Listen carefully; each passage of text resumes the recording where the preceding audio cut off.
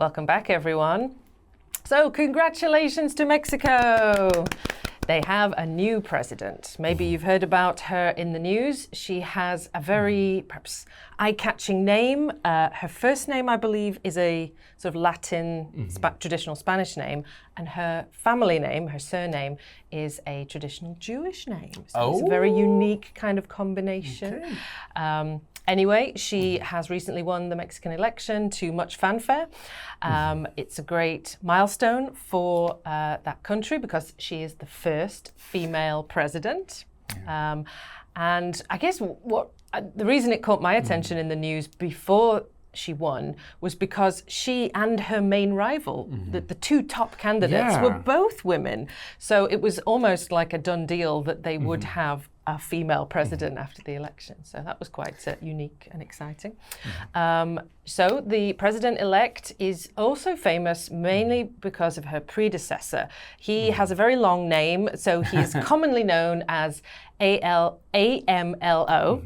And he was the previous president, same political party, and he had made a lot of sort of sweeping reforms that people quite liked. They were very popular. They increased the social safety net, better sort of welfare packages, often for the people. So those were some popular policy choices, and she is coming in off the back of that. However, she has done some notable things off her own back. She has an engineering degree from a prestigious Mexican university, and she used to be the Minister for the Environment because her engineering degree, with her engineering degree, she was working on climate science, and she even was part of a group who won a Nobel Prize for their environmental technology work, which is pretty impressive. She was also the mayor of one of the boroughs of Mexico City, again, and was very popular in that role. So hopes are high. But that's not to say that there are not a lot of challenges that she's going to face in the upcoming term. She's obviously got the US election to look forward to and the potential of a sort of battle with Donald Trump. That's going to be fun. She's got the massive sort of gang problem that is still going on, perhaps in Mexico. Some people refer to the gangs as the real government sometimes. That really shows you how powerful they are. Some people even accuse her party and its policies of socialism to the extreme, or even accusations of communism. Although I think that's a little bit too much. If you know the definition of communism, you'll know that's not really what the system is. But yes, she's got a lot of battles to fight, but hopefully all indications so far seem good. So good luck. I hope you do really well. I was going to say, I think South Africa has had a female president, I believe. Prime Minister has been female before. Yep. South Korea has had a female president. Mexico now. I don't know anything about Canada's former ones, but I don't think they have yet. New Zealand had a very well-loved female leader. And America's between two old men. Again. Two old white men again. Two old white men again, yes. Come on, American ladies, come on. We need some more of you. Yeah. And well, you know, we're talking about Mexico today. Yes. Talk about Mexico. Stick with Mexico. Yes. Okay. Although actually this question is about...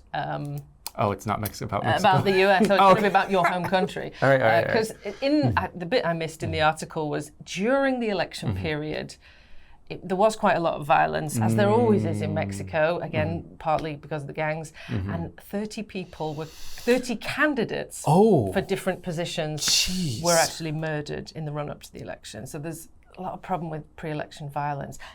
Does any violence happen during American elections? Have you ever heard any stories like this? I think there's always going to be two types of violence during elections. I guess three types. From the government, from the citizens, or from both. Any election around the entire world, if it's a sham election in some, communist or dictatorship country, it's going to be mostly from the government trying to suppress. If it's a very democratic style, then it's going to be mostly from the citizens. But yeah, there's always at least a little mixture of violence, and that's because people disagree. And when people disagree about something they think is so important, they're willing to go to extremes to defend it. Yes, I suppose I haven't seen any actual violence break out in Korea, but the verbal wars. Violence. Well, it wasn't Lee Jae-myung was stabbed. Good Yeah. point. Good point. Yes. Even in Japan, there was a former prime minister shot. So I guess well, occasionally. not people- former because he was shot. He was already former. But yeah. So it's everywhere. Yes, occasionally. So, returning to the landmark or milestone moment of the female president, would you agree that electing a female president for the first time is a major milestone? I think so. Like in my books, for me personally, no matter who you have up there, they need to be competent and they need to be someone who's for the people, of the people. Male, female, doesn't matter. However, I think for the general collective of maybe every country in the world, having a possibility of diversity in the sort of elected positions is extremely good. Very good milestones. And it leads to a better future. I think so, yeah. It's a role model moment, you know. Yeah. And even if sorry, go ahead. Yeah, to see a woman do it, it proves it to every girl, it's possible, you can. Yeah, I agree. So, good luck to you, Mrs. Sheehanbaum. We will be rooting for you all the way. And we're rooting for you guys to improve your English. Oh, so good one. It's time to check out the vocabulary section. Lots of great idioms in there, some nouns, and even one little tasty adjective. Oh. See if you can learn them all today. And come back and see us in the next one. Bye-bye. Milestone. Milestone. President-elect. President-elect. Safety net. Safety net. Margin of victory. Margin of victory. Borough. Borough.